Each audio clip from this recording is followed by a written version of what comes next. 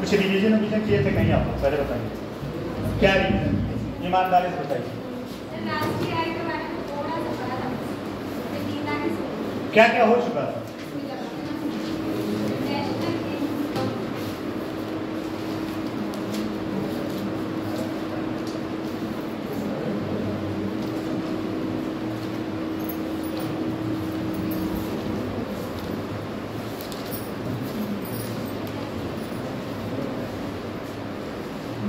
आप जो है एक बार आए थे 29 को सब, फिर गायब हो गए।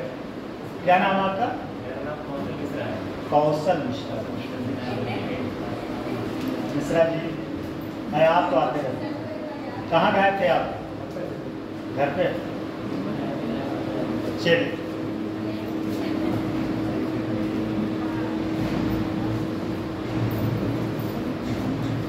ये बताइए कल जो है जीडीपी, उसके बाद जीएनपी, फिर एनएन,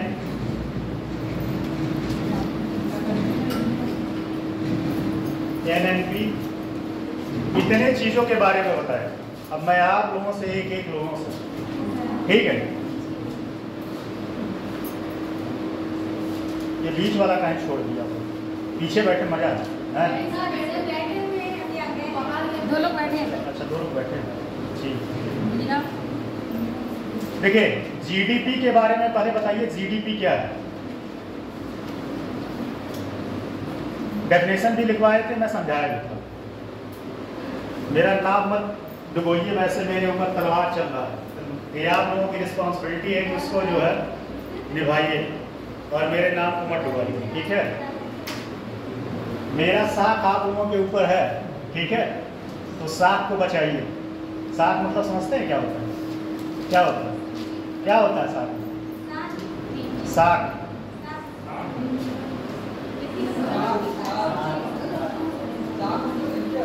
हाँ, तो ठीक है।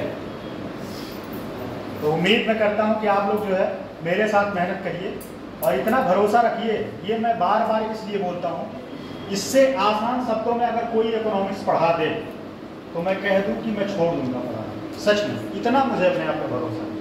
इससे आसान शब्दों, देखो किताबें तो बहुत हैं, किताबें तो जो है किताब आप एक बार जो है जीडीपी जाके किताब से भी पढ़िएगा और जो मैं समझाया उससे भी पढ़िएगा, फिर समझ में आएगा। आइए, फिर समझ में आएगा। तो बताइए जीडीपी,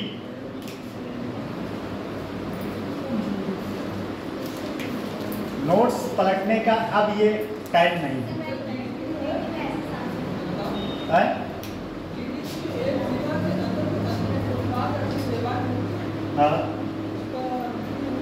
हाँ, जो उत्पादन जो होता है उसी को जीडीपी करते हैं एक सीमा के अंदर, और वह सीमा समुद्री सीमा कहाँ तक हो सकता है? 200 नॉटिकल मील, ठीक है? अच्छा, जीडीपी में उत्पादन जो है वह भारतीयों द्वारा किया जाता है या विदेशियों द्वारा? है दोनों द्वारा, बहुत सही। लेकिन हाँ,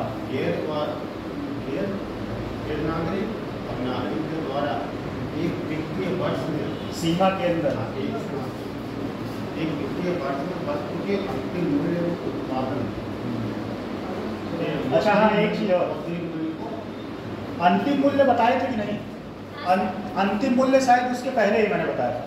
आइए, अंतिम मूल्य क्या होता है? चलिए कौशल जी आप बताइए, आप तो पढ़े होंगे थोड़ा बहुत, इकोनॉमिक्स पढ़े हैं नहीं? हैं? चलिए एक एग्जांपल देते हैं। मान लीजिए आलू 20 रुपए किलो है और चिप्स जो है किलो के हिसाब से ले रहे हैं, ठीक है? वैसे 25 रुपए क्या है? चिप्स 25 रुपए है। नहीं, चिप्स को नहीं, कुछ और लेते हैं जिससे कुछ बन जाए, ठीक है? आटा ही ले लेते हैं, आटा, ठीक है? और गेहूं, चलिए गेहूं और ब्रेड,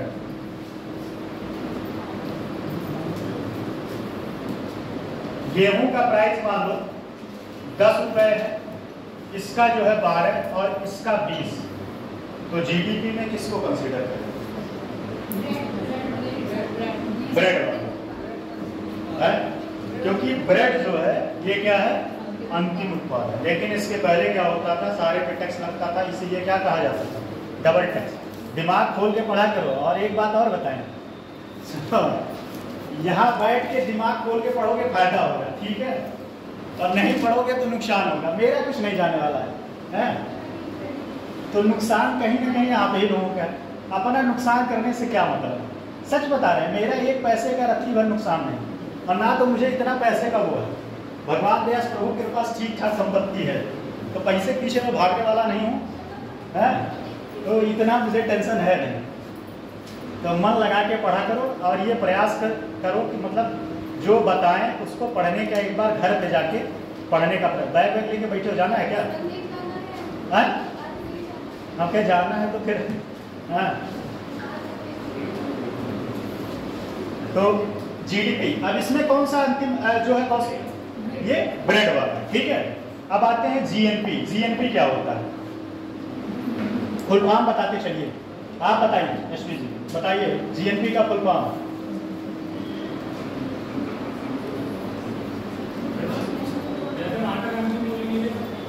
नहीं, आटा का जो है ये देखो जीडीपी में कंसीडर इसी का होगा, ब्रेड का। जो एक जैसे मान लो, एक और एग्जांपल है, कच्चा माल जो होता है, जैसे मान लो कॉटन है, ठीक है। अब कॉटन को जो खरीदते हो आप, उसका पैसा नहीं, उस शर्ट का पैसा जुड़ेगा। किसका जुड़ेगा? अब कॉटन को कई प्रोसेस है ना, 3 प्रोसेस। जैसे कॉटन आया, ठीक, उसके बाद उसका सूट बनेगा, ये दूसरा होगा, और तीसरा फिर क्या होगा? शर्ट बनेगा। और जो शर्ट बनेगा, जो शर्ट की प्राइस होगी, वो जीडीपी में कंसीडर होगा। बात समझ रहे हो नहीं? बात समझिए। यहाँ एक चीज और ध्यान देने बात है, कच्चा माल नहीं, अगर वो प्रोसेस हो रहा तब पैसा लेंगे। जैसे फॉर एग्जांपल, हाँ, तो वो प्रोसेस होता है ना, वो कंपनी के द्वारा प्रोसेस होता है। जैसे जो इंडस्ट्री से आएगा, जो प्रोसेस हो के आएगा। अब ऐसे तो मान लो बहुत सारी चीजें, जैसे आप मान लो आलू ही है, ठीक है। आलू जब जो है, आलू नहीं, मान लो किसी चीज को, जैसे आप दूध का पैकेट, ठीक है। अब दूध का पैकेट जो है ऐसे लेते हो तो नहीं, जब आप जाके किसी गांव से दूध उठाते हो तो वो पैसा आपका डायरेक्टली जीडीपी में नहीं जाता, ठीक। लेकिन वो जब दूध का पैकेट मार्केट उसमें जाता है, डेयरी उद्योग में, और जब उसका पैकेजिंग हो जाता है तब वो पैसा उसमें देखो टैक्स दिखा रहता है, नहीं दिखा रहता है, नहीं पहले दूध के पैकेट में। दूध से अगर पनीर बनेगा, जो मार्केट में आएगा अंतिम मूल्य पे, वो होगा। पिज्जा बने या कुछ भी बने, वो तो हो गया भाई, वो तो हो गया। हाँ, अंतिम मूल्य कहने का मतलब है जो कच्चा माल है वो अपने लास्ट स्टेज पे, बस इतना समझिए। कच्चा माल जो है, जैसे वो काटन है, ठीक है, तो काटन का मैंने एग्जांपल दिया ना, तो काटन का क्या करेंगे, जब उसका सूट बनेगा, फिर उसके बाद क्या बनेगा? शर्ट बनेगा। जब शर्ट बनेगा तो वो कंसीडर होगा, ठीक। अभी और बहुत सारी चीजें हैं जो कंसीडर नहीं होगा जीडीपी में। जैसे अगर आप बाहरी देशों से, अगर आवाज को ज्यादा तेज तो नहीं है, अगर आप बाहरी देशों से कच्चा माल मंगा रहे हैं तो वो जीडीपी में कंसीडर नहीं होगा। लेकिन अगर उसको प्रोसेस कर दिया जाएगा तो जीडीपी में कंसीडर होगा। बात समझे कि नहीं? जीएनपी बताइए, आप बताइए, कल की आप बताएं, राशि बताएं, जीएनपी क्या होगा? पढ़ा तो भाई, क्या नहीं है? अब वो तो चली गई, तो मुझे भी पता है चली गई, चलिए आप बताइए जीएनपी। हाँ, जीएनपी क्या होता है? हाँ,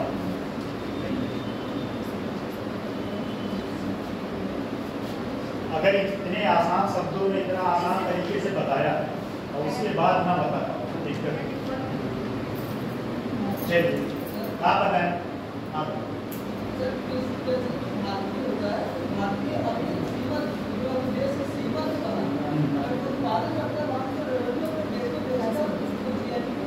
कंसीडर करता है। अब बस कंडीशन ये है कि वो भारतीय होना चाहिए। क्या होना चाहिए? भारतीय नागरिक होना चाहिए, वो जेल। और एक और था NNP, इसको फुल फॉर्म क्या है? ये बहुत बेसिक चीज़ है। अगर कोई क्लास में आया और अगर आप ये नहीं बता पाए तो फिर टीचर तुरंत वो अगला समझेगा कि भाई GDP, GNP और NNP टीचर नहीं बता पाया तो इसका मतलब दिक्कत। और मैंने डेफिनेशन भी लिखवाया, GNP का नहीं लिखवाया, लिखवाएंगे अभी। बताइए NNP, आप बताएं सर। कौशल जी आप बताएं NNP क्या होता है? वो फुल फॉर्म।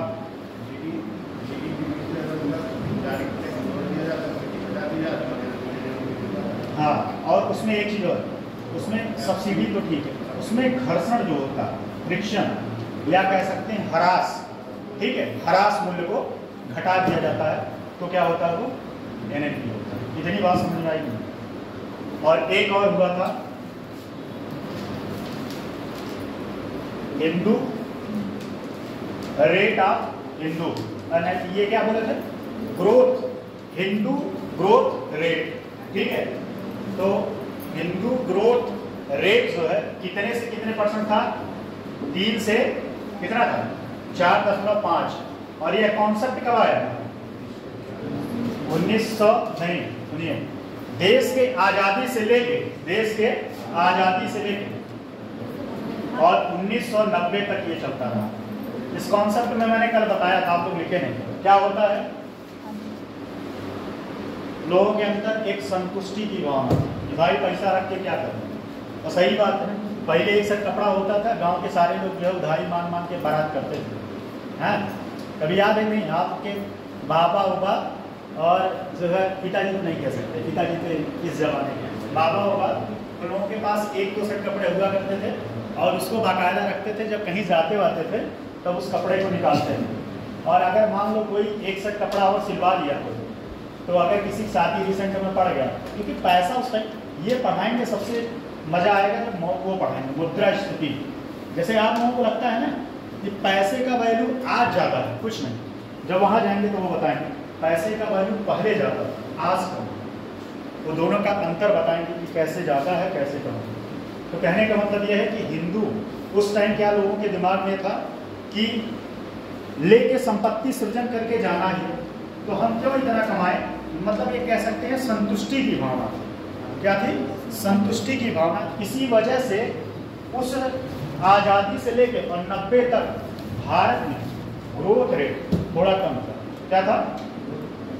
लेकिन उसके बाद लोगों की भावनाएं चेंज हुई और कौन सा मॉडल आया? 1991 LPG मॉडल आया। उसका फुल फॉर्म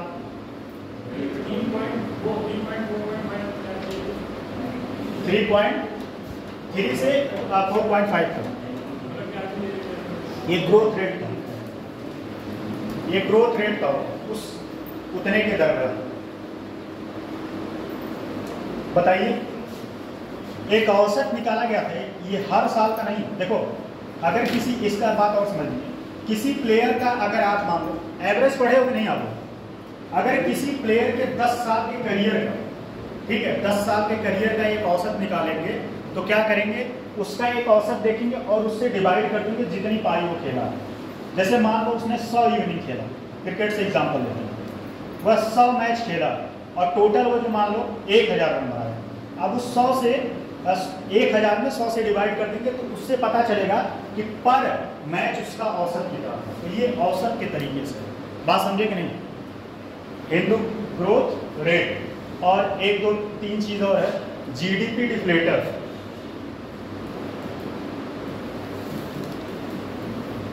जीडीपी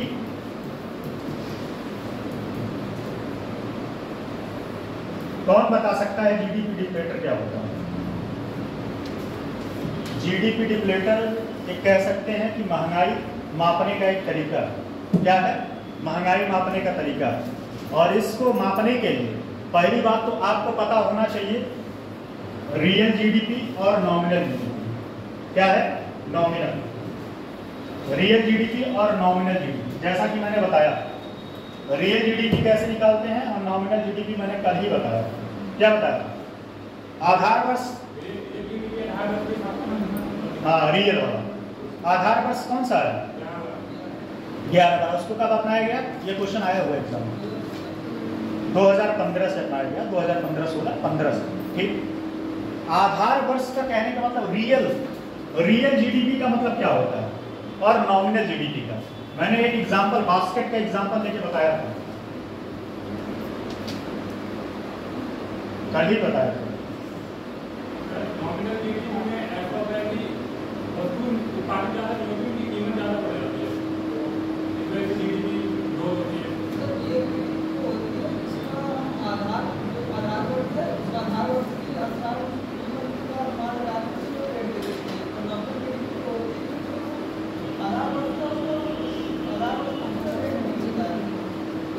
उसके पीछे कारण ये है कि क्योंकि वो नया प्रोडक्ट है, हाँ नया प्रोडक्ट है। ठीक है। और अगर इसको निकालने के पीछे क्या होता है तो रियल जीडीपी, नॉमिनल जीडीपी, अगर जो है नॉमिनल जीडीपी और रियल जीडीपी से डिवाइड करके और 100 से मल्टीप्लाई करके निकालते हैं कि कितना कितने समय में जीडीपी डिफ्लेटर मतलब कितना महंगाई बढ़ा।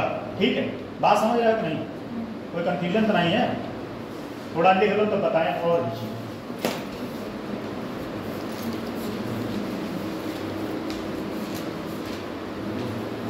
तो हिंदू तक पहुंच गए थे ना?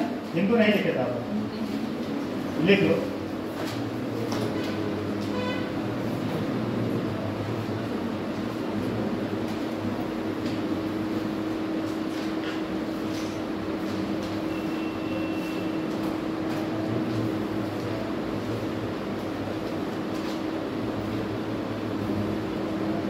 देखो, आजादी से लेकर वर्ष Hindu rate of growth, Hindu ये प्रीवियस ईयर क्वेश्चन बना हुआ है एग्जाम में। आप पेपर उठा के देखिएगा, पूछा है एग्जाम में, वनडे में भी और पीसीएस में भी आया है। आज़ादी से लेकर वर्ष 1990 तक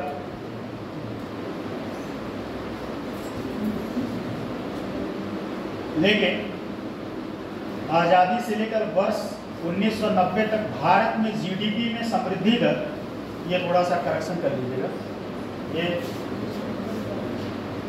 यहाँ 3.5 बाकी सही है।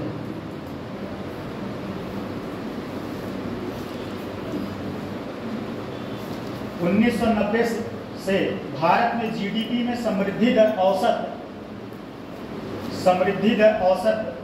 3.5 से मतलब 3.5 से 4% से, मतलब जानते हो ना ऐसे 3.5 से 4%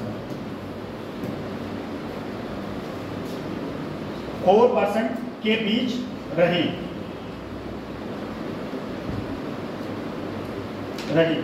इस धीमी समृद्धि दर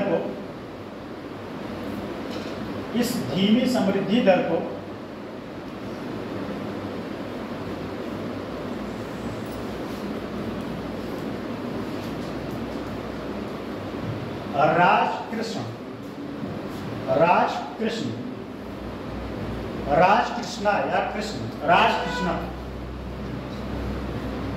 राजकृष्णा नामक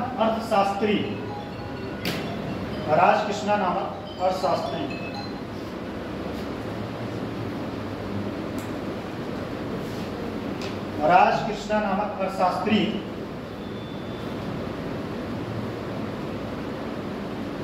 ने हिंदू रेट ऑफ ग्रोथ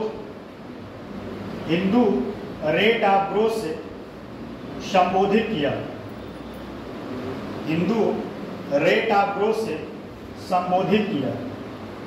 मतलब अगर आपके प्रीवियस ईयर क्वेश्चन बन जाए कि इस हिंदू रेट ऑफ ग्रोथ को कौन से अर्थशास्त्री ने नाम दिया, तो क्या बताओगे?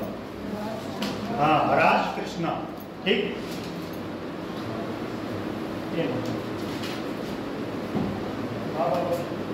क्लास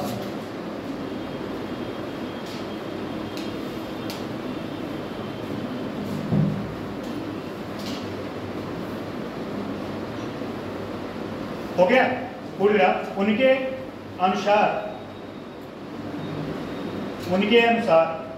यह धीमी समृद्धि दर हिंदू धर्म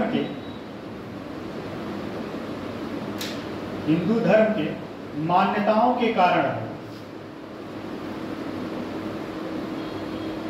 अब इसका मतलब क्या हुआ? हिंदू धर्म के मान्यताओं के कारण मतलब क्या हुआ? ये लोगों के होता है ना, एक भावना रहता है कि भाई क्या करोगे, पैसा ज़्यादा कमा, जितना है उतने में खुश हूँ। लोगों के अंदर पहले भावना बहुत ज़्यादा रहती है और लोग इसीलिए काम करना नहीं चाहते थे दोनों टाइम। पहले क्या होता था कि अगर कोई एक व्यक्ति कमाने वाला है तो 10 लोग मिल के खाने वाले हैं। आज के समय में क्या है कि भाई हम भी कमा रहे हैं, आप भी कमाओ तभी चलेगा, नहीं तो आपके जो है क्या बोलते हैं कि सारे चीज़ का खर्च में नहीं उठा सकता है। सही बात है कि नहीं? सही बात है। वैसे सच बात यह है कि जीवन अच्छा चलाना हो तो दोनों को कमाना जरूरी है। ना वो आपके पैसे का हिसाब ले, ना आप उसके पैसे का हिसाब ले। तुम अपने उड़ाओ, मैं अपने उड़ाऊँ, हैं? दोनों भाई दोनों में जीवन में कभी ना कभी तो दो होंगे ही, ठीक है। तो इससे क्या होता है, सुनो, इससे क्या होता है, 1 सेकंड की बात है, जीवन में काम आएगा कभी। इससे अंडरस्टैंडिंग अच्छी बनी रहती है लाइफ में, और जो है घर में कलह नहीं होता है। भाई वो भी कमा रही है, आप भी कमा रहे, क्या मतलब क्या टेंशन है भाई? वो 50,000 कमा रही है, आप भी 50,000 कमा रहे हैं, 20,000 वो भी खर्च करे, 20,000 आप भी खर्च करें, तब भी कितना सेव होगा? 60,000 तो होगा, 40,000 तो किया खर्च। तो जीवन में ज़रूरी है, मेरा तो ऐसा मानना है। ठीक है, आगे जो मान्यताओं के कारण जो कि एक संतुष्ट, जो कि एक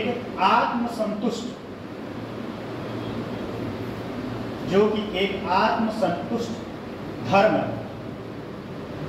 एवं यह धर्म आर्थिक क्रियाओं को बढ़ावा नहीं देता।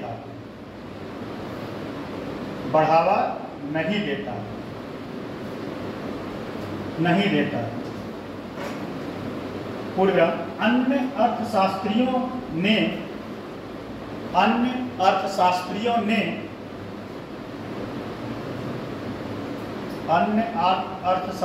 ने इस विचारधारा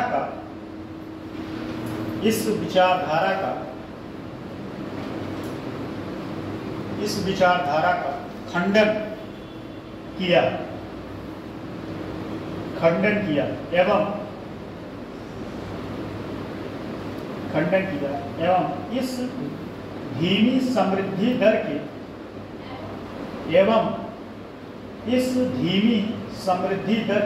ये फैन को ज़्यादा ही तेज चल रहा है इसलिए आवाज़ नहीं जा रहा क्या?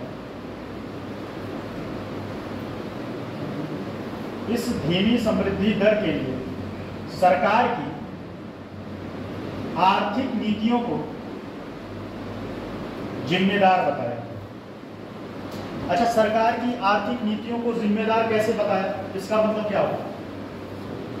क्योंकि भारत पहले क्या थी? क्लोज इकोनॉमी, ठीक है। और भारत क्लोज इकोनॉमी होने के पीछे उसका कारण था, क्या कारण था? क्योंकि भारत पहले से ही डरा हुआ था। अंग्रेज भी आए थे क्या करने? व्यापार करने आए थे। व्यापार करते करते क्या हो गया? राजी करने लगे, भारत में पूरा कब्जा कर लिया। अंग्रेजों का शासनकाल कितने साल तक है? नासी बताया। पहली बार अंग्रेज कब आए थे? आपसे पूछ रहे हैं, पहली बार अंग्रेज कब आए थे? अंग्रेज कंपनी कब लगाए थे भारत में? हिस्ट्री का क्वेश्चन।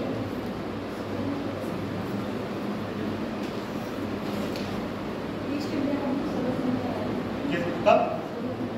1605 की 1603 की 1600 कितने संगत में आप बताएं कौन?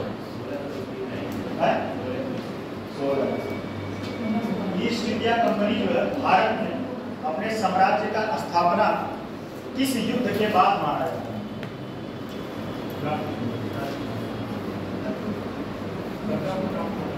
बक्सर या प्लासी? चल रिवीजन करते रहो नोट्स, ठीक है।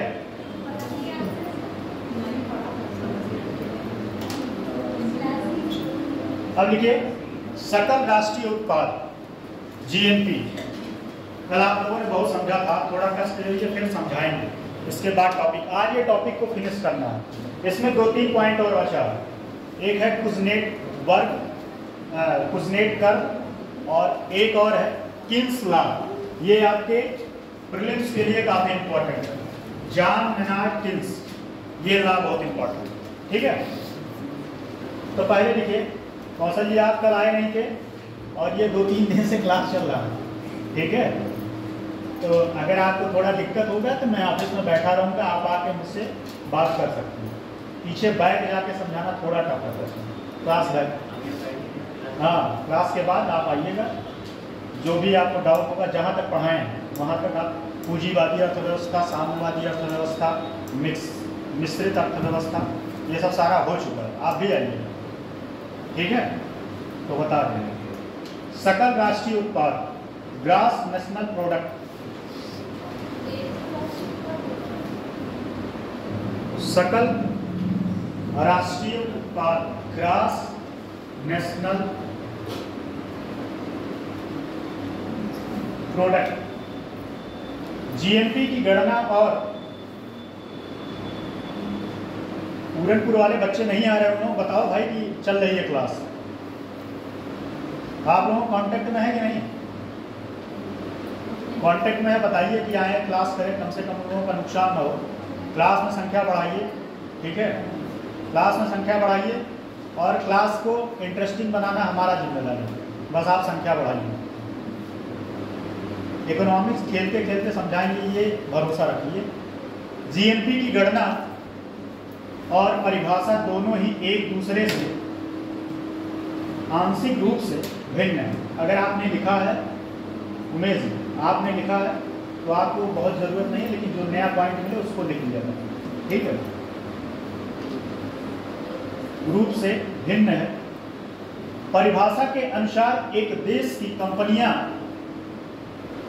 परिभाषा के अनुसार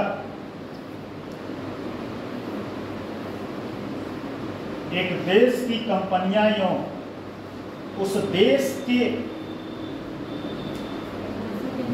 कंपनियां यों उस देश के लोग, उस देश के लोग। अब सोचो, इतना आसान तरीके से मैंने बताया था, और भाई परिभाषा इसी तरीके से सिखाना पड़ेगा। नहीं तो मैंने क्या बताया कि भारतीय हो, भारतीय चाहे भारत में प्रोडक्ट बनाए और चाहे बाहर बनाए, वही बात इसमें लिखा है, लेकिन कितना घुमा के लिखा है। के अनुसार कंपनियां एवं उस देश के लोग, देश के एवं, फिर से सुन लो, परिभाषा के अनुसार एक देश की कंपनियां एवं उस देश के लोग, देश के, फिर से देश के एवं विश्व के, देश के एवं विश्व, जितना मैं बोल रहा हूं उतना लिखिए, कोई गलत नहीं है। फिर से सुन लीजिए, उस देश के लोग, ठीक, उस देश के लोग लिखे। फिर उसके बाद है देश के एवं, देश के एवं विश्व के अलग अलग हिस्सों, विश्व के अलग अलग हिस्सों में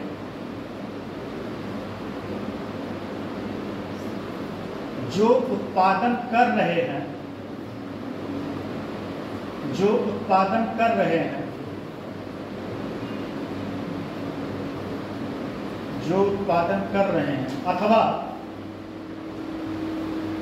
जो कमा रहे हैं, जो उत्पादन कर रहे हैं अथवा जो कमा रहे हैं, जब उन्हें, तेज नहीं बोल रहा है ना, लिखते रहिए आराम से, जब उन्हें जोड़ दिया जाता है, जब उन्हें जोड़ दिया जाता है,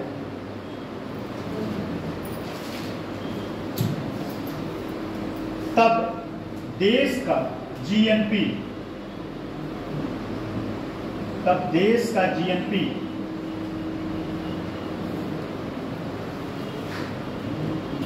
तब देश का जीएनपी निकल कर आता है।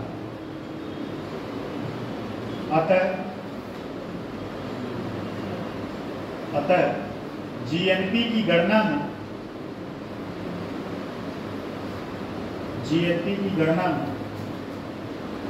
यह महत्वपूर्ण नहीं है कि जीएनपी की गणना में यह महत्वपूर्ण नहीं है कि उत्पादन हो कहाँ रहा है।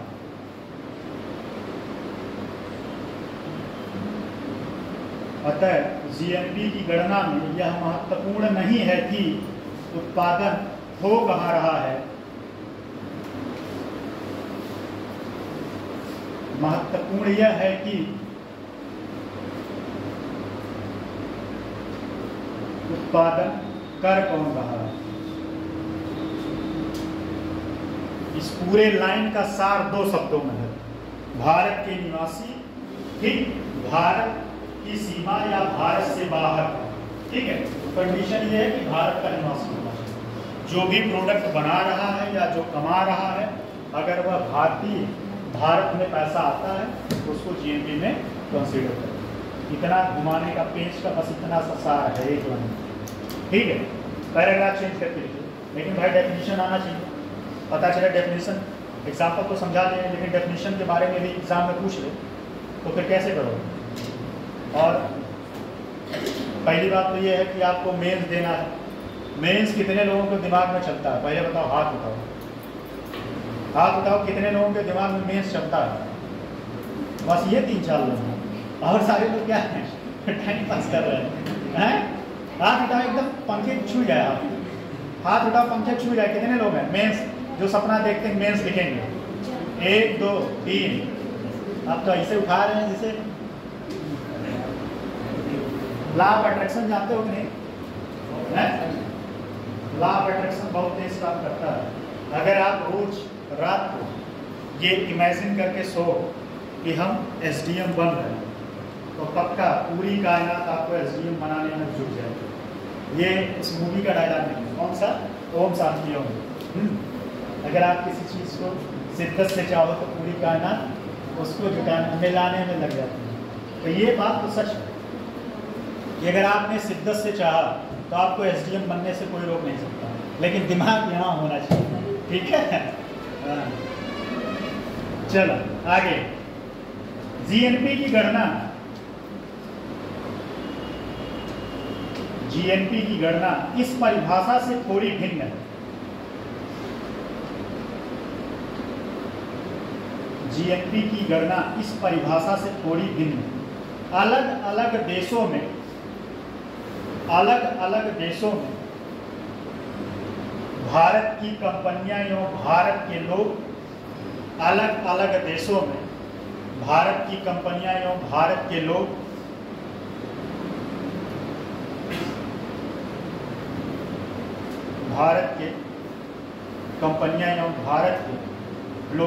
जो कमा रहे हैं उसका एक हिस्सा, अच्छा बताओ सबसे ज्यादा रेमिटेंस कौन पाता है? सबसे ज्यादा रेमिटेंस किस देश में आता है? बाहरी धन सबसे ज्यादा किस देश में आता है? भारत, चाइना है? भारत, ये बात सही है। तो पहले पे जो है चाइना में सबसे ज़्यादा बाहर से धन आता है और भारत में दूसरे नंबर पर। भारत में धन आता क्यों है, क्या कारण? क्योंकि भारत के लोग जब यहाँ के संस्थाओं से पढ़ लिख कर अपने आप को योग्य बनाते हैं तो फिर कहाँ चले जाते हैं? बाहर। क्यों चले जाते हैं? क्योंकि यहाँ पे उनको पैसा और फैसिलिटी कम मिलेगा। और स्वाभाविक सी बात है, पैसा कम मिलेगा तो क्या है, काम कौन करना चाहिए, ठीक है। उसका एक हिस्सा यदि वे भारत भेजते हैं, कमा रहे हैं ये पूरी रात, उसका एक हिस्सा यदि वे भारत भेजते हैं तो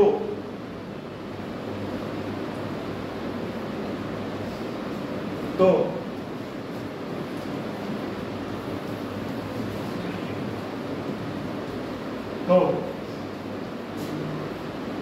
यह भारत के लिए नेट इनफ्लो, इस बात को समझ लीजिए, नेट इनफ्लो लिख लो पहले, नेट इनफ्लो कहलाएगा, नेट इनफ्लो। अच्छा, इनफ्लो मतलब क्या होगा? इन मतलब क्या होता है? फ्लो मतलब बहाव, ठीक है। तो पैसे का बहाव कहाँ है? बाहर की अंदर। मतलब कहने का क्या मतलब है कि अगर आप, और ये बात तो सही है, कोई अमेरिका में है तो वहाँ तो पानी पी के रहेगा नहीं भाई, उसको वहाँ भी खर्चा है, रेंट देना होगा और भी सारी भौतिक सुविधाओं पे खर्च करना होगा, तो कुछ पैसा तो वहाँ करेगा ही खर्च, लेकिन उसका एक हिस्सा जो यहाँ भेजेगा उसी को इनफ्लो कहते हैं, और वह भारत में जो आता है उसी को जीएनपी में कंसीडर करते हैं। लेकिन कुछ पैसा, लेकिन यही कंडीशन भारत के साथ भी तो है। भारत के साथ क्या है? अगर कोई विदेशी भारत में कमा रहा है, ठीक है, भारत में कोई फर्म लगाया, तो उसका कुछ पैसा वो अपने देश में भी तो भेजेगा, तो वो क्या होगा? आउटफ्लो। क्या होगा? आउटफ्लो। इनफ्लो मतलब बात समझ में आया कि पैसा कहाँ आएगा? आपके यहाँ आएगा, और आउटफ्लो मतलब पैसा आपके देश से बाहर जाएगा, ठीक है। इसके विपरीत भारत में कार्यरत विदेशी कंपनियां, इसके विपरीत भारत में कार्यरत विदेशी कंपनियां, इसके विपरीत भारत में, इसके विपरीत भारत में कार्यरत विदेशी कंपनियां एवं लोग अपनी कमाई का एक हिस्सा, अपनी कमाई का एक हिस्सा जब अपने देश भेजेंगे, जब अपने देश भेजेंगे,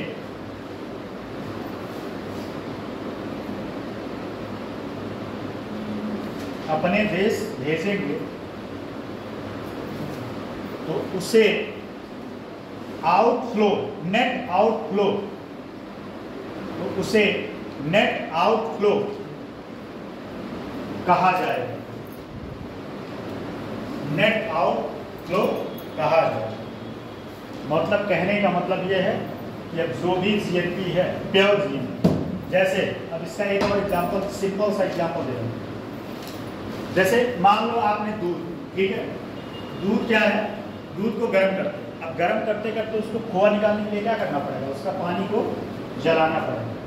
ऐसे ही जो बाहर में कमा रहे हैं वो अपना पैसा जब बाहर, उनके पैसे को घटा दिया जाएगा तो क्या आ जाएगा?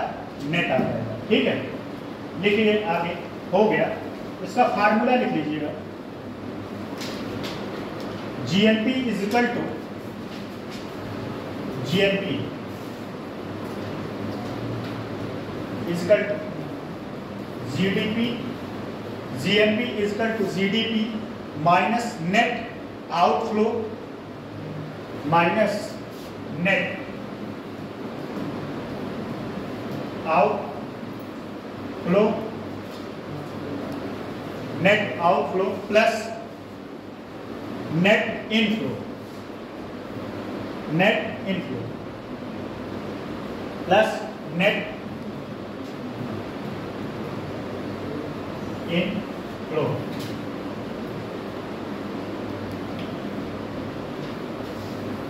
ठीक है, तो ये आपका जीएनपी होगा, ठीक।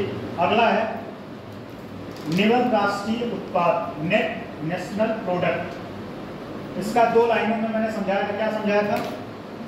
बताइए, बताइए, आप बताइए क्या बताया? नेट वाला किया तो आप बताए, नेट का क्या बताया?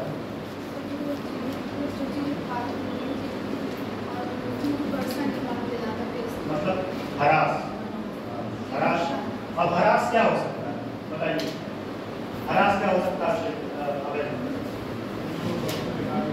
हाँ, जो वेस्टेज होते हैं, जो मशीन होती है, जैसे क्या है, कोई फर्म लगाएगा तो मशीन कोई फर्क लगा दिया तो मशीन का ऐसा है नहीं कि हमेशा चलता रहेगा, कुछ ना कुछ उसमें खराबी आएगा, रिपेयर में आएगा, ठीक है, उसी को क्या करेंगे, हटा देंगे, नेट आएगा। ठीक, बात समझ में आ गया कि नहीं? चलिए देखिए, वस्तुओं देख लीजिए, नेट नेशनल प्रोडक्ट, वस्तुओं एवं सेवाओं के उत्पादन में, वस्तुओं एवं सेवाओं के उत्पादन में, वस्तुओं एवं सेवाओं के उत्पादन में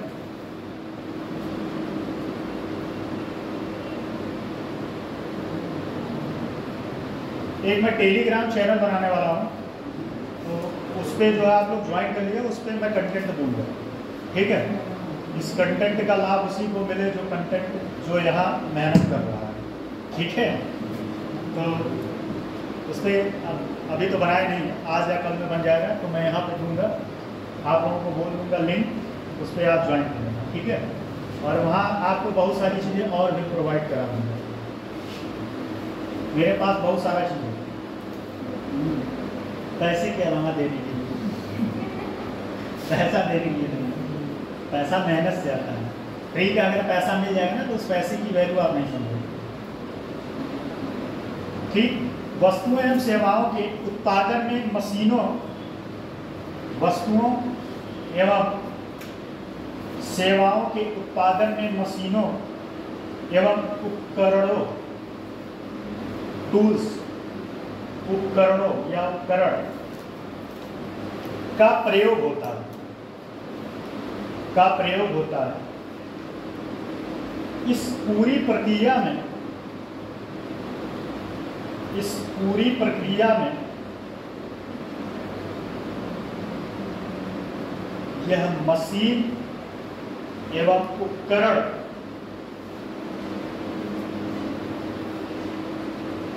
यह मशीन एवं उपकरण घिसकर खत्म हो जाते हैं। अतः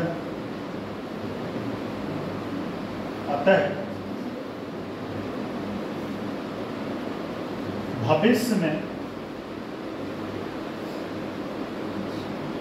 इन मशीनों और उपकरणों को, अतः भविष्य में इन मशीनों और उपकरणों को प्रतिस्थापित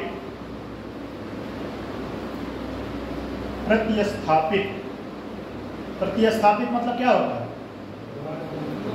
उसको वहां से हटा के उसके जगह पे, जैसे फॉर एग्जांपल जैसे आप यहाँ बैठी, यहाँ पे आप उठा के किसी दूसरे को उठा, तो बस यही प्रतिस्थापित करने के उद्देश्य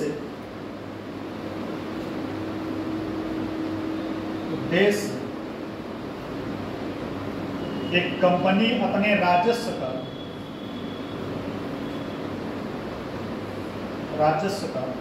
एक हिस्सा, राजस्व का एक हिस्सा अलग हटाकर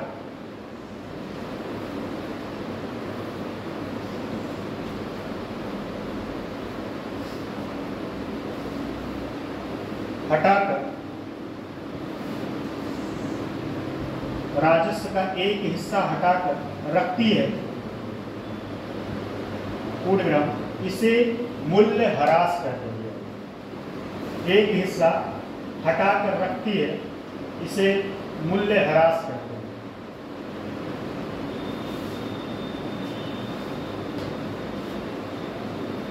ह्रास कहते हैं।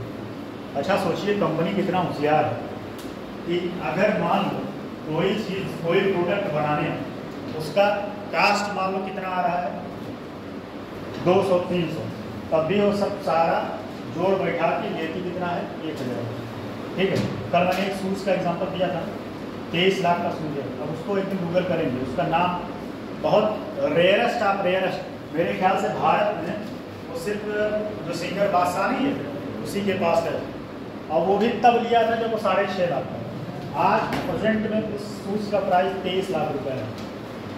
कौन पहनना चाहिए? हैं? 23 लाख रुपए रहे तो एक जीवन कट जाएगा नहीं है पसंद। 23 लाख रुपए उस जूते का कीमत है। और आपको एक इंटरेस्टिंग बात बताएं, इंटरेस्टिंग बात एक और बताएं कि मुकेश अंबानी का लड़का बड़ा वाला, क्या नाम है उसका, जो भी नाम, वो अपने शादी में जो घड़ी पहना था वो 60 करोड़ रुपए था। कितने था?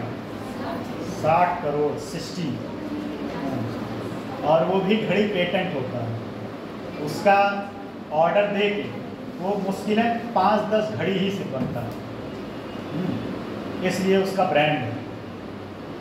और आप लोग भी अपना ब्रांड बनाइए, जहाँ खड़े हो तहाँ लाइन फिर से आपके पीछे से बनाए, ठीक है? बनाना है नहीं, ब्रांड होना चाहिए हर घड़ी। पैराग्राफ चेंज करके जब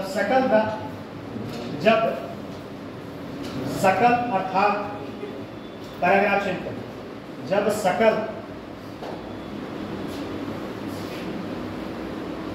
सकल अर्थात ग्रास, इंग्लिश में वही ग्रास होता है, GRO, ग्रास में से मूल्य ह्रास वाले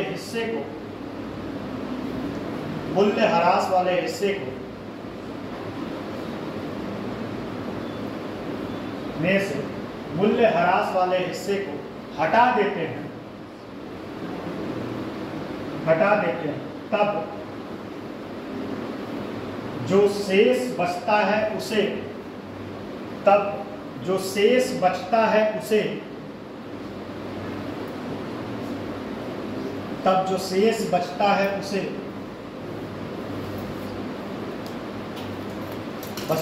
उसे निवल अर्थात नेट, या नेवल या शुद्ध कुछ भी कह सकते हैं, निवल अर्थात शुद्ध नेट कहते हैं। यदि जीडीपी में से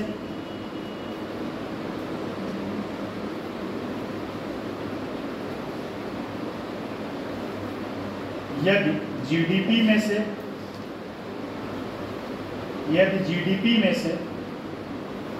मूल्य ह्रास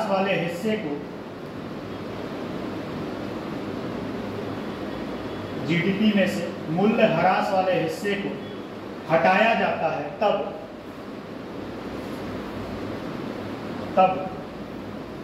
एनडीपी का फुल फॉर्म कौन बताएगा? एनडीपी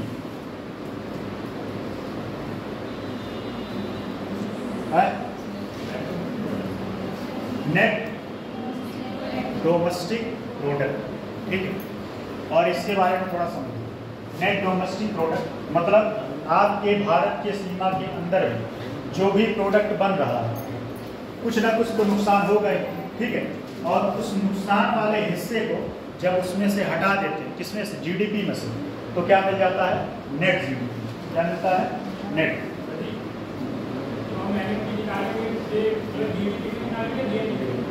नहीं, बात समझिए। जीएनपी, ठीक है, जीएनपी वाला अलग कॉन्सेप्ट है। वो जीएनपी वाले में से मूल्यह्रास निकालेंगे तो जीएनपी का आएगा, ठीक है? जब जीडीपी का नेट निकालना होगा, जीडीपी तो ऐसे पूरा हो गया, लेकिन नेट जीडीपी जब निकालना होगा तो क्या करेंगे? उसमें से मूल्यह्रास को हटा देंगे। हाँ, दोनों बात समझे कि नहीं? दोनों को मर्ज मत करिएगा, दोनों अलग अलग। ये नहीं कि दोनों एक ही है। जीडीपी और जीएनपी दोनों में से मूल्यह्रास को हटा के निकालेंगे तो नेट आएगा। बात समझे ना? हिस्से को हटाया जाता है तब एनडीपी अर्थात नेट डोमेस्टिक प्रोडक्ट, हाँ, हटाया जाता है तब नेट डोमेस्टिक प्रोडक्ट अर्थात निवल घरेलू उत्पाद की प्राप्ति होती है, प्राप्ति होती है। इससे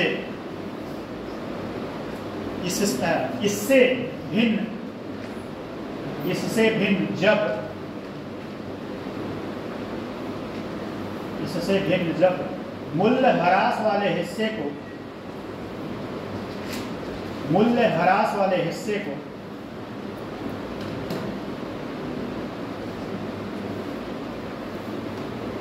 इससे भिन्न जब मूल्य ह्रास वाले हिस्से को देश के जीएनपी में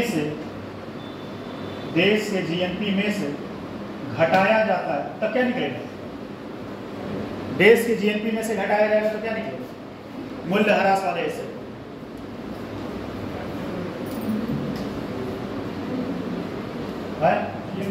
हाँ, एनएनपी, ठीक, तो घटाया जाता है, तब एनएनपी अर्थात नेट नेशनल प्रोडक्ट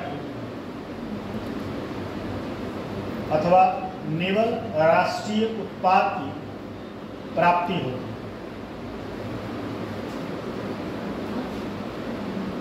है, ठीक है। फार्मूला लिख लीजिए, फार्मूला जीडी, फार्मूला छूट गया, नेट नेशनल प्रोडक्ट अथवा निवल राष्ट्रीय उत्पाद की प्राप्ति होती है। लांसी इतना मेहनती है फिर भी भ्रमित हो जाती है।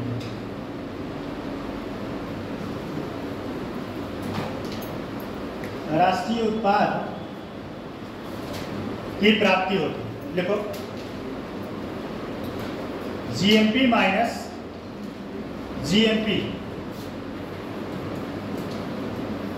माइनस डेप्रिविएशन लिख दे रहे हैं इसके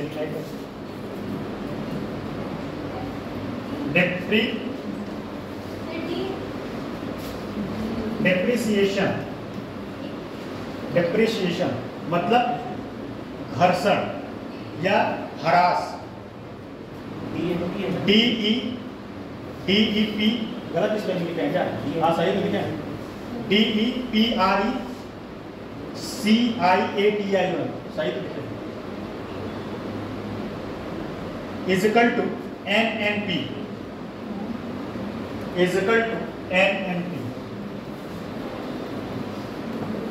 मतलब अगर आपको NNP निकालना होगा तो GNP में से मूल्य ह्रास को हिंदी में लिख लीजिए, चाहे मूल्य ह्रास, ठीक है, मूल्य ह्रास को निकाल देंगे तो क्या आ जाएगा? NNP आ जाएगा। तो GDP, GNP, NNP हो चुका, ठीक। अब आपका बचा है 2-3 चीज और बचा है, जैसे कि प्रति व्यक्ति या पर कैपिटा इनकम। तो पर कैपिटा इनकम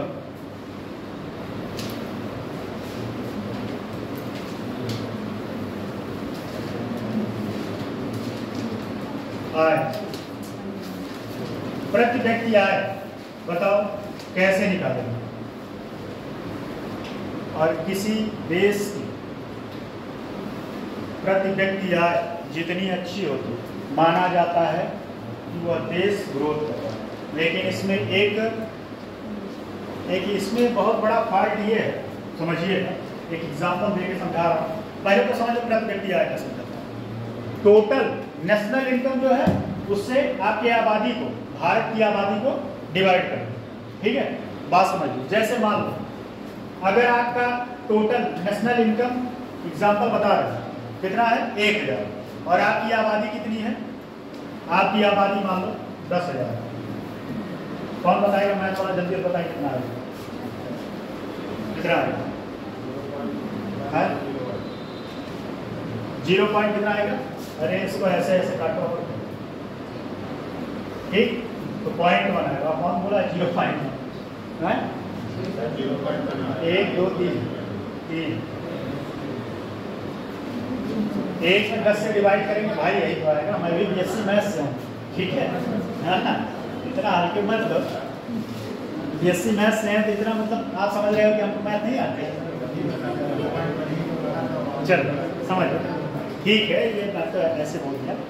तो कहने का मतलब ये क्या है कि जो आपका टोटल इनकम है उससे देश की आबादी को अगर डिवाइड कर देंगे तो पर कैपिटा इनकम, पर व्यक्ति आय निकल जाएगा। ठीक है, अब इसमें कमियां क्या है समझिएगा। कमियां कैसे बता सकते हो? कोई बता दे, दिल जीत लेगा कि कमियां इसमें क्या है।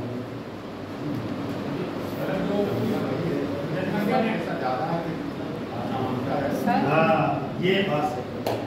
जैसे अब मैं एक घर के एग्जांपल से लेकर बताता हूँ। ठीक है, मान लो एक परिवार में कमाने वाले 4 लोग, ठीक, और परिवार के सदस्यों की संख्या 10 है। मान लो ऐसे राउंड करते 5, कमाने वाले 5 हैं और घर के सदस्यों की संख्या कितनी है? 20। ठीक, अगर डिवाइड करेंगे तो कितना आएगा? डिवाइड करेंगे तो कितना आएगा? 2 भी 4 5, मतलब 20 में अगर डिवाइड करेंगे 5 से 4 है। अब यहाँ कमी क्या है समझिएगा। कमी वाले कमाने वाले कितने हैं?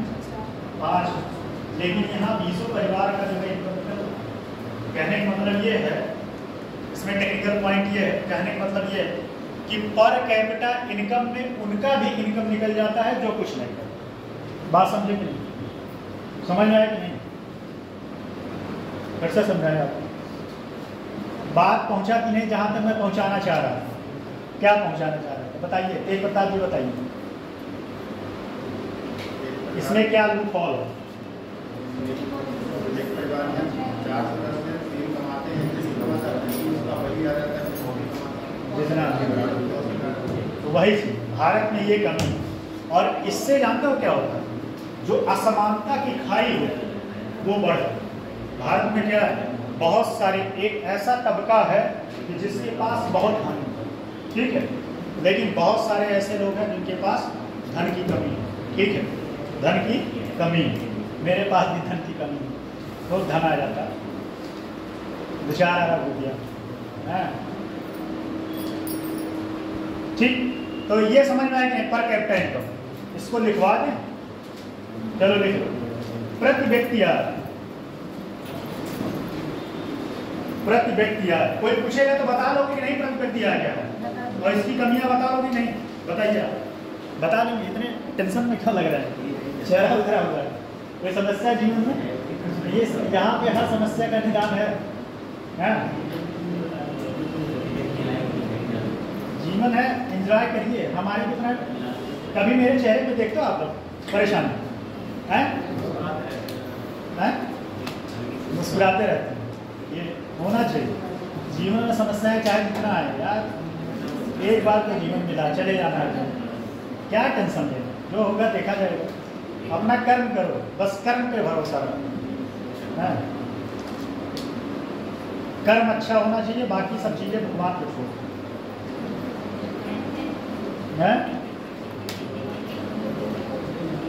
चलो लिखो जरा, प्रति व्यक्ति आय,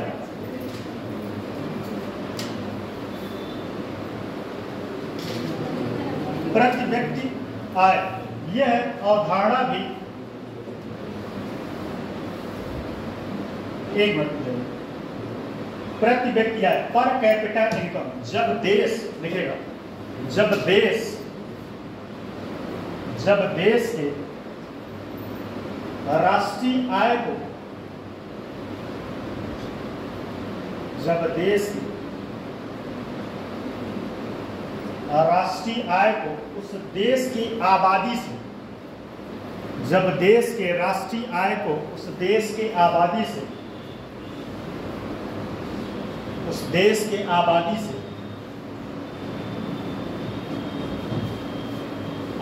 से विभाजित करते हैं या डिवाइड करते हैं, तब और ये बात सुनो, ये क्वेश्चन एग्जाम में बना हुआ, पर कैपिटा इनकम निकालने के लिए कौन सी विधि का प्रयोग करते हैं, ठीक है, और वनडे पीसीएस दोनों जगह बना है, तो इसको हल्के मत लीजिए। इतने हल्के में हम समझा दिए वो कला है, लेकिन है नहीं हल्का ही, और हल्का तो कुछ नहीं है। जीडीपी भी बहुत पेचीदा है, जीएनपी भी बहुत पेचीदा है, लेकिन बस वही है, सोचता हूँ कि आसान तरीके से बता दूँ आपको। जब कहाँ तक लिखे, विभाजित करते हैं तब उस देश के प्रति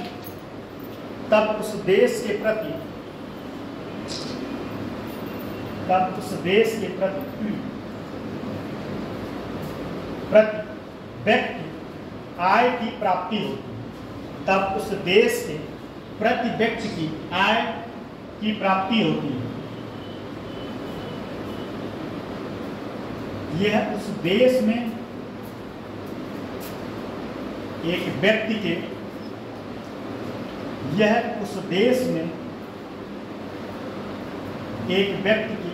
वास्तविक आय को नहीं दर्शाता। यह उस देश में एक व्यक्ति की वास्तविक आय को नहीं दर्शाता। क्यों नहीं दर्शाता? वास्तविक आय को क्यों नहीं दर्शाता? हाँ, क्या है कि अगर आप पूरे आबादी से डिवाइड करेंगे तो जो बेरोजगारी भत्ता लेके जी रहे हैं तो उनका भी पैसा उसमें आ जाएगा। बेरोजगारी भत्ता पहले मिलता था, हम नहीं था बेरोजगारी। एक समय लोगों को मिलता था 1,000 रुपये। आपके चाचा लोग पाए होंगे, हो सकता है।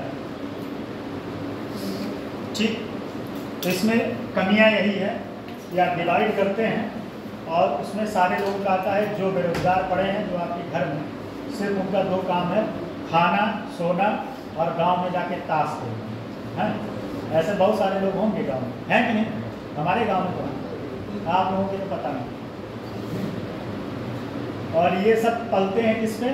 अपने पिताजी के वेतन पे, पेंशन पे, तो उनका भी ठीक।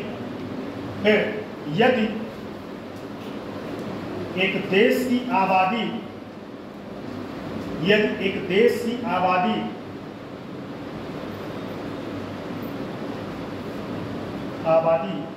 ज्यादा होगी तो प्रति व्यक्ति आय।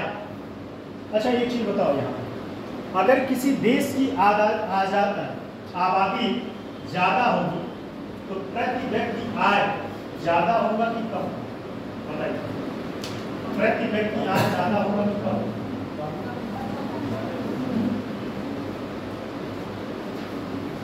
बताइए, ज्यादा होगा कि कम? क्वेश्चन ये था,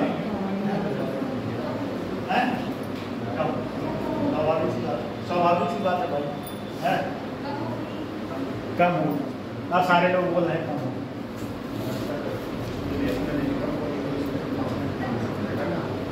हाँ, कांस्टेंट तो वो अलग कॉन्सेप्ट है।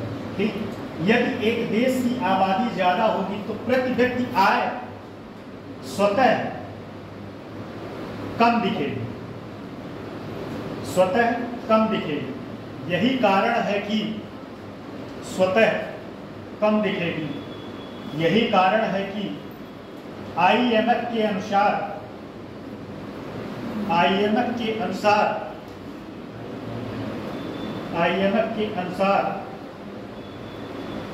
प्रति व्यक्ति आय के आधार पर भारत IMF ये पढ़ाएंगे, एक वित्तीय संस्था है। कहाँ पे है? कौन बता सकता है? IMF, विश्व बैंक, ये सब कहाँ है? तेज बोलिए, हाँ सही बोलिए। ये पढ़ाएंगे, वित्तीय संस्थाएं जितनी हैं वो वहाँ पे चलेंगे। IMF के अनुमानों के अनुसार प्रति व्यक्ति आय के आधार पर भारत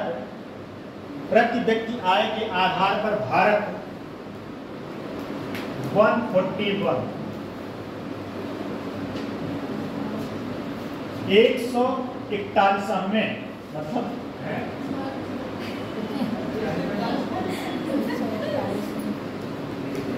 आप सही है ना? क्या बोलेंगे इसको बताओ?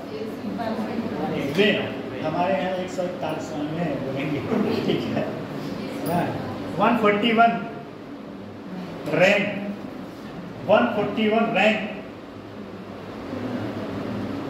पर पहुंच जाता है या स्थान पर पहुंच जाता है। कहने का मतलब ये है कि आप डिवाइड करेंगे तो भारत, क्योंकि स्वाभाविक सी बात है भारत की आबादी सबसे ज़्यादा है, ठीक है। अगर देखा जाए तो भारत के पास पैसा ज़्यादा है लेकिन आबादी इतना ज़्यादा है, इस वजह से भारत का इनकम कम हो जाता है। अब जितना अमेरिका के समय कितनी आबादी है, 35 करोड़, उससे थोड़ा सा कम तो हमारे उत्तर प्रदेश का है। उत्तर प्रदेश का कितना है, 25 करोड़ के आसपास। सोचो 7-8 करोड़ है, वो भी हम लोग मान के चलो 10-15 साल में वो भी छू लेंगे, 10-15 साल में वो भी छू लेंगे। अब भारत की एक उपलब्धि और है कि विश्व में क्या हो गया, पहले स्थान पर हो गया आबादी में। ये उपलब्धि है, आप लोग अपने अपने अपने पीठ को थपथपाइए हैं कि भारत में क्या है, ह्यूमन रिसोर्स है, लेकिन वो क्या है ह्यूमन रिसोर्स क्या है, स्किल्ड है कि अनस्किल्ड है, अनस्किल्ड है। मतलब वही लोग हैं कि जो सुबह शाम खाना खा के और दोपहरिया सोचते नहीं, दोपहरिया में जाके पेड़ में इस समय गर्मियों में बैठ के ताश खेल रहे हैं। नहीं, हाँ हुनर तो हर कोई है। जीवन में कोई ऐसा काम नहीं है जो हुनर ना हो, ठीक है। मैटर ये करता है कि वो निगेटिव है कि पॉजिटिव है, ठीक।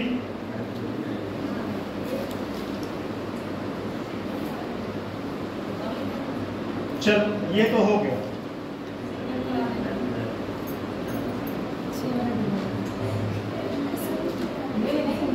चलो एक और समझ, परचेजिंग पावर प्रायोरिटी बताया था ना, ट्रिपल पी, पीपी। इस आधार पर भारत कौन से नंबर, पहली बात तो बताओ, कल बताए परसों, जीडीपी के आधार पर भारत कौन से स्थान पे है,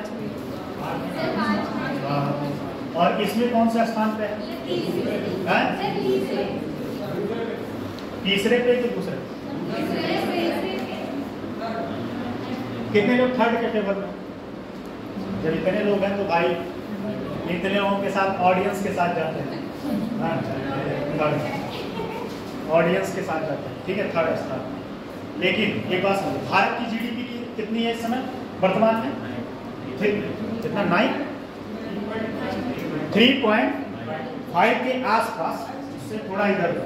लेकिन परचेजिंग पावर पे अगर ये देखेंगे तो ये 10 ट्रिलियन के आसपास जाता है। कितना? अब इसका मतलब क्या समझ लीजिए, है बहुत पेचीदा, लेकिन इसको समझा रहे हैं कैसे आप पर कैपिटा इनकम कैसे जो परचेजिंग पावर प्रायोरिटी के लेवल पे कैसे चीज़ों देखा जाता है। जैसे समझिए, अगर आप जो है अमेरिका में, मतलब $1 में जो व्यक्ति जितना सर्वाइव कर रहा है, एक बात समझिएगा प्रश्न, अमेरिका में अगर कोई व्यक्ति $1 में और क्या है एक चॉकलेट खरीद रहा है, जबकि वही भारत में आपके कितने, $1 मतलब एक चॉकलेट लेने के लिए भारत में आपको 22,000 खर्च करना। कितने? 22,000।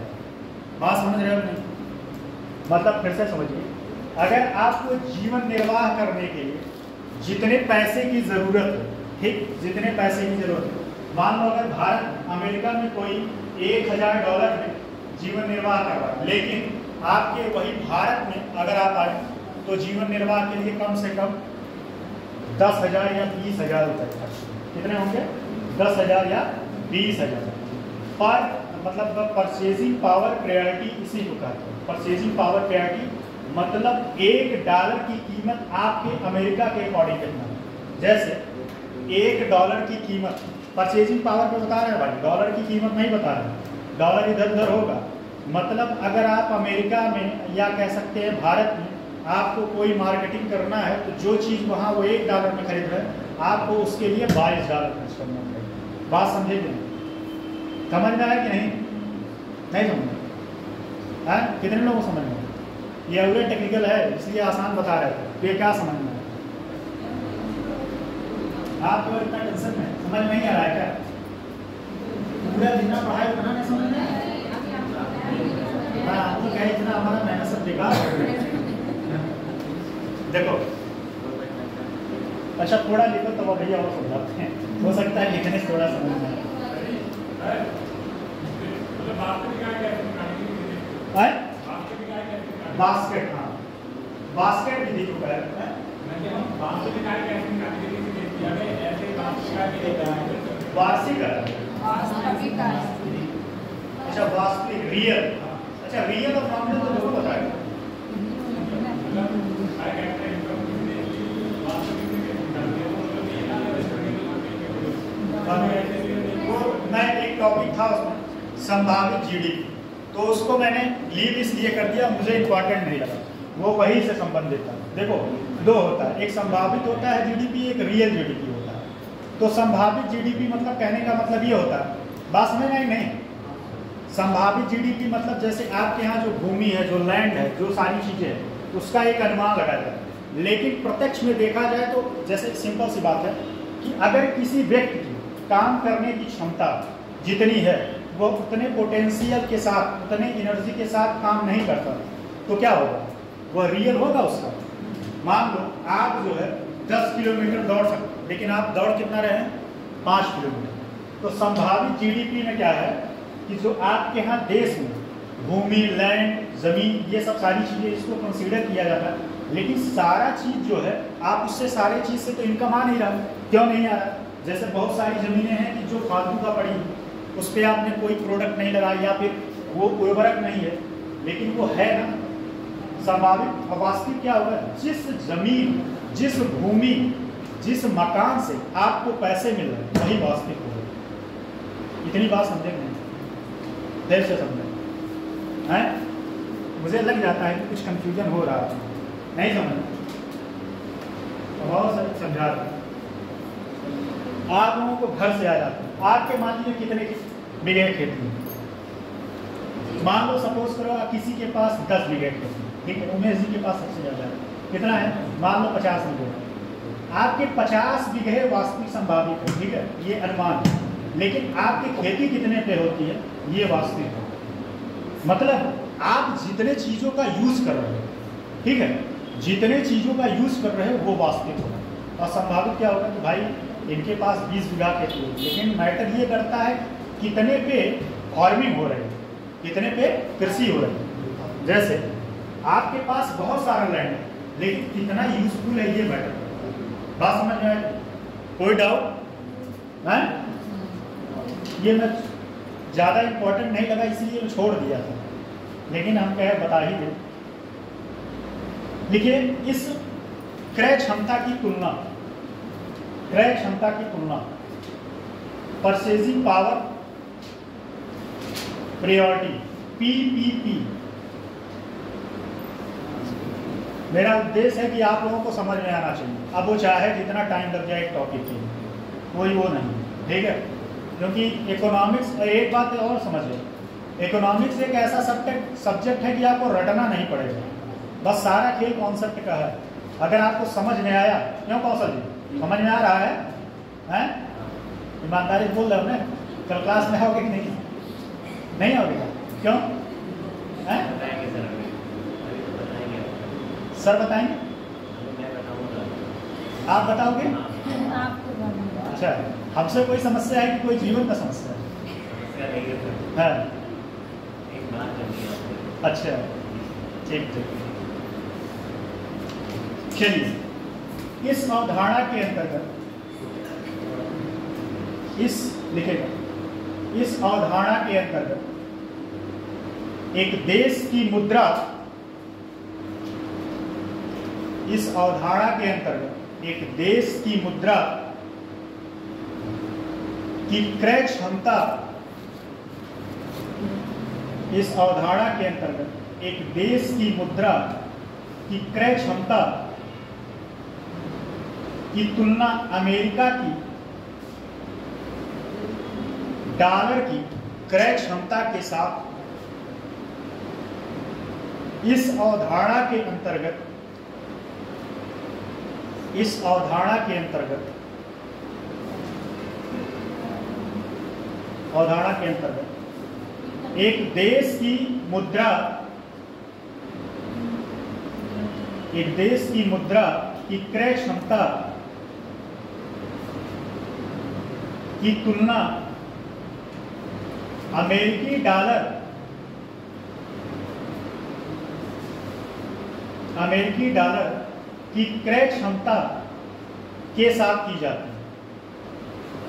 मतलब आपके पैसे का कंपेयर जो है अमेरिका के डॉलर से किया जाता है। ठीक है, पैराग्राफ चेंज करके आगे सीखिएगा। इस उद्देश्य से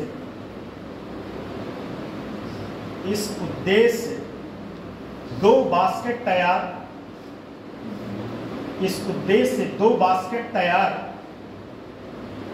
किए जाते हैं। इस उद्देश्य से 2 बास्केट तैयार किए जाते हैं। दोनों ही बास्केट में बिल्कुल समान मात्रा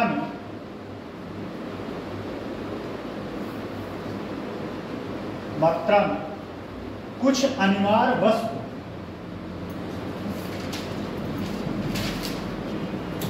दोनों ही बास्केट में बिल्कुल सामान्य मात्रा में कुछ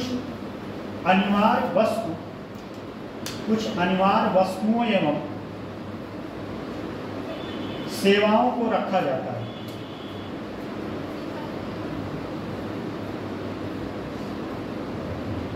यदि भारतीय मुद्रा की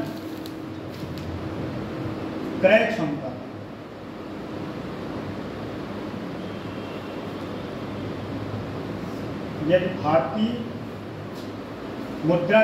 क्षमता की तुलना अमेरिकी डॉलर की क्रय क्षमता के साथ किए जाएं,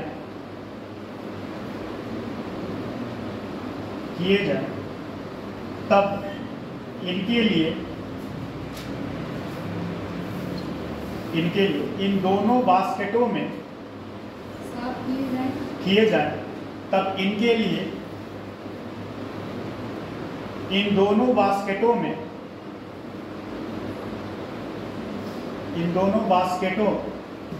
में से एक बास्केट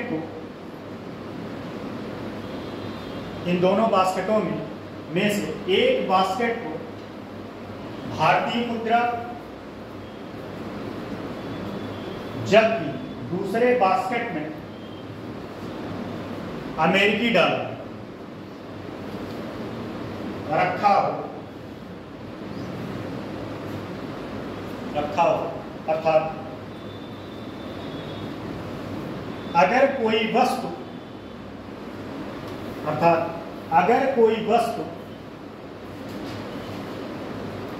अमेरिकी डॉलर में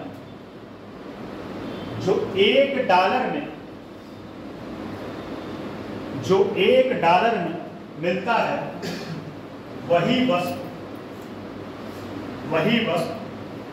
भारतीय रुपए में या उसी वस्तु के लिए भारतीय रुपए में 22 रुपए खर्च करने पड़ते हैं, या 22, ठीक है, 22 रुपए खर्च करने पड़ते हैं। आप समझे?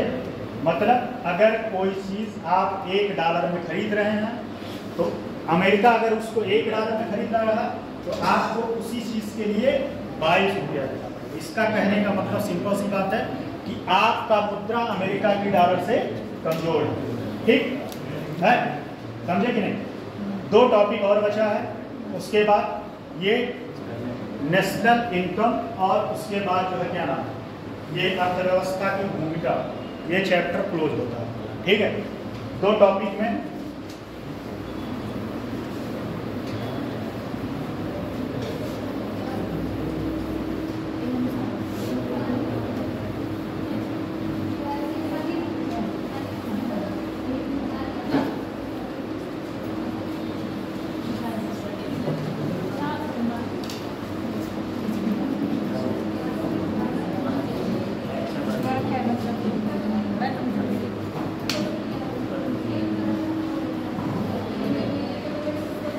जॉन मेनार्ड किन्स और दूसरे हैं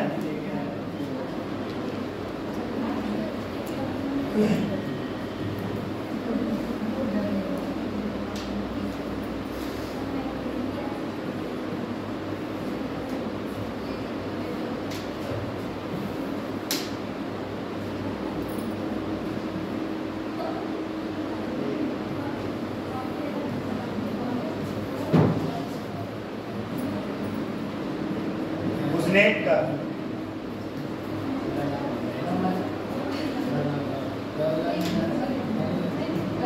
देखिए क्या हुआ, देखिए ये दो टॉपिक है, समझ लीजिए, उसके बाद ये टॉपिक आपका लगभग कंप्लीट होगा। देखिए जॉन मेनार्ड किन्स, कोई बता सकता है जॉन मेनार्ड किन्स का क्या था? बताइए मुझे।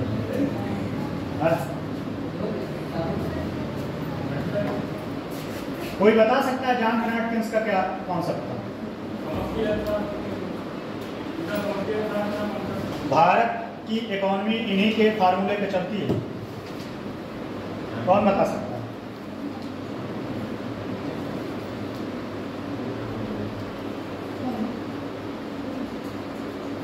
कोई बताए? नहीं बताए तो मैं तो बताऊंगा।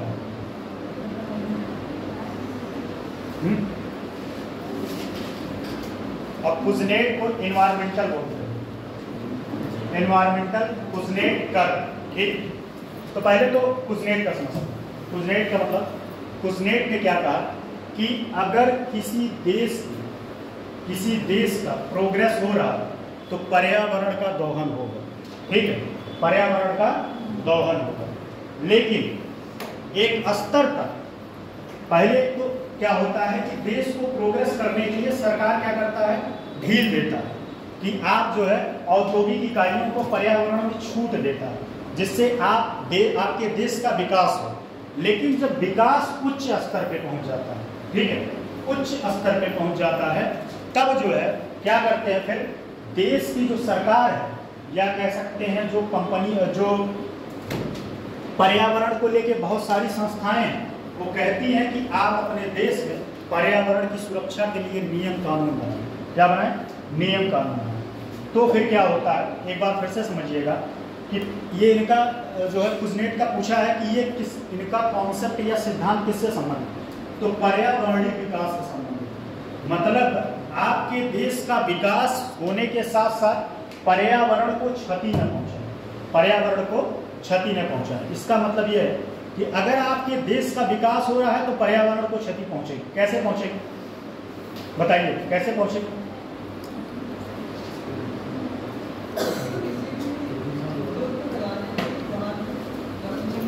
वनस्पतियां और बहुत सारे पेड़, ये सब सारी चीजें, फ्रिज, कूलर, टीवी, ये सब जो आप मतलब यूज कर रहे हैं, इससे पर्यावरण को क्षति हो रही है कि नहीं? ये देश का विकास तो होगा, देश का विकास होगा, लेकिन पर्यावरण को नुकसान होगा। पहले केस में क्या है कि पहले केस में से दो केस है। पहले केस में तो पर्यावरण की नुकसान होगा लेकिन देश का विकास होगा। लेकिन जब देश का विकास उच्चतर पर होगा, कितने उच्च स्तर पर, तब पर्यावरण की क्षति रुक जाएगी। कैसे रुक जाएगी? तब पर्यावरण के लिए बहुत सारे नियम कानून बनेंगे। जैसे इसका एग्जाम्पल, भारत जो है धीरे धीरे किस पे शिफ्ट कर रहा है? रिन्यूएबल एनर्जी, सौर ऊर्जा पे। किस पे शिफ्ट कर रहा है? सौर ऊर्जा पे। और इस सौर ऊर्जा का यूज करने से बहुत सारे पर्यावरण, जैसे कि ईंधन में कोयले का यूज कम कर देगा। क्या कर देगा? कोयले, पेट्रोलियम आदि चीजों का यूज जो है कम कर देगा। ठीक है, क्या हुआ? क्या हुआ?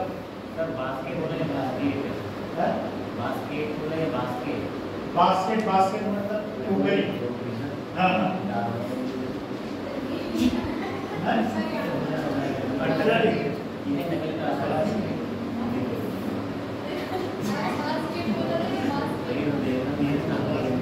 बास्केट मतलब टोकरी भाई, टोकरी। फैन की वजह से आवाज घुसता। बास्केट मतलब टोकरी। हिंदी समझो यार, टोकरी जानते हो कि नहीं? भाई दो टोकरी जो है उसी दो अर्थ का अनर्थ में कर देगा, अर्थ का अनर्थ ना हो जाए। देखो समझो, पहले फिर से कुजनेट वाला फिर से समझते हैं। कुजनेट ने कहा कि अगर किसी देश का विकास हो रहा है तो पहले स्टार्टिंग, पहले देश में देश के पर्यावरण को, आप दोनों लोग बात मत करिए, ठीक है, समझिए, या तो नहीं समझने का हो तो फिर बता दीजिए। चिल्ला के समझा रहे हैं, 36 घंटे से खाना नहीं खाए, ये नहीं मानोगे आप लोग। 36 घंटे से ज़्यादा तो मेरा व्रत है। तो सुनिए, कुजनेट ने कहा था, जो कर बना था, उसका कर्व ऐसे बनता है, ठीक है, ध्यान दीजिएगा ऐसे।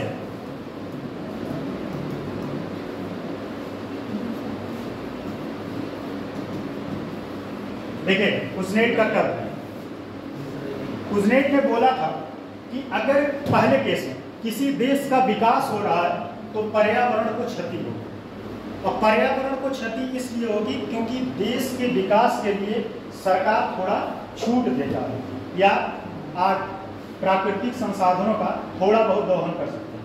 लेकिन जब आपके देश का विकास चरम पर होगा और पर व्यक्ति इनकम ज़्यादा होगा, तब धीरे धीरे पर्यावरण का नुकसान कम हो जाएगा। कैसे कम हो जाएगा? तब आप धीरे धीरे रिन्यूएबल एनर्जी की तरफ कहाँ जाएंगे? सौर ऊर्जा की तरफ जाएंगे, ठीक है। आप पेट्रोलियम का कम यूज करेंगे, सीएनजी गैस, सीएनजी वाली गाड़ी यूज करेंगे, ठीक है, और मन करेगा फिट रहने के लिए साइकिल का यूज करेंगे। तो कहने का मतलब ये है कि पहले चरण में तो देश मतलब पर्यावरण को नुकसान होगा, लेकिन दूसरे फेज में जब आपके विकास चरम पर होगा तब धीरे धीरे पर्यावरण के नुकसान को कम किया जा सकता है। समझे कि नहीं बात? कुजनेट ने यही कॉन्सेप्ट दिया था। लेकिन जॉन मेनार्ड किन्स का क्या था? इसने कहा था सारा का सारा डिपेंड करता है मांग के ऊपर। किस पे? मांग पर।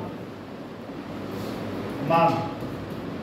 अब इस मांग पर ही इसने सारा का सारा क्लियर कर दिया। कहा कि अगर मांग रहेगा तभी रोजगार होगा, तभी प्रोडक्शन होगा। और कुछ हद तक तो सही है कि भाई अगर आप मांग करें, लेकिन ये नहीं, ये पूरा का पूरा मांग पे ही ये डिपेंड कर दिया। तो मांग पे ही तो पूरा हो नहीं सकता। तो इन्होंने कहा कि अगर आप मांग रहेगी तो मार्केट सर्वाइव करेगा। क्या करेगा? मार्केट सर्वाइव करेगा। अगर आपने किसी चीज का, किसी प्रोडक्ट का मांग किया तो कंपनियां क्या करेंगी? उस प्रोडक्ट को बनाएंगी, और उस प्रोडक्ट को बनाने के लिए क्या करेंगी? एम्प्लॉय को हायर करेंगे। क्या करेंगी? एम्प्लॉय को हायर करेंगे। और एम्प्लॉय के हाथ में जब पैसा आएगा, ठीक है, रोजगार आएगा, तो क्या करेगा? डिमांड पर, तो क्या करेगा? मार्केट में डिमांड करेगा। क्या करेगा? मार्केट में डिमांड करेगा। लेकिन इसमें दो तीन ही समस्याएं थी। समस्याएं ये थी कि जब किसी व्यक्ति का इनकम ज्यादा हो जाएगा तो करप्शन पर भी जा सकता है। मतलब उसके अंदर लालच का भाव आ जाएगा। क्या आ जाएगा? लालच का भाव। डिमांड इतना करने लगेगा कि भाई आज उसके पास अल्टो गाड़ी है तो कल सोचेगा फॉर्च्यूनर से चलेगा, कल फॉर्च्यूनर से चलेगा। तो फॉर्च्यूनर से चलने के लिए उसके पास पैसा भी तो होना चाहिए। क्या हुआ? आप लोग इतने शांति क्यों पड़े हैं? तो अगर फॉर्च्यूनर से चलने के लिए आपके पास पैसा भी तो होना चाहिए। अब पैसा पता चले आपकी सैलरी 10,000 रुपये है, अब फॉर्च्यूनर आएगा 40 लाख का, तो क्या करेंगे आप? करप्शन करेंगे। क्या करेंगे?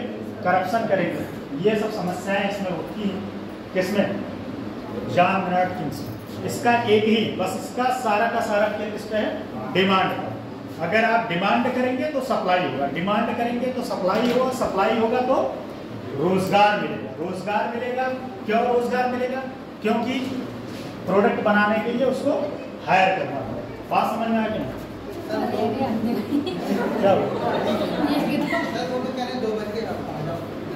हाँ हाँ, ऐसे इतने टेंशन में ठीक है। तो ये आपका कल, इसमें कोई इंपॉर्टेंट है नहीं लिखवाने का, ये आपका कॉन्सेप्ट था। कल से नेक्स्ट चैप्टर शुरू करेंगे। समझ में आया कि नहीं? Thank you. वीडियो को क्लोज करो।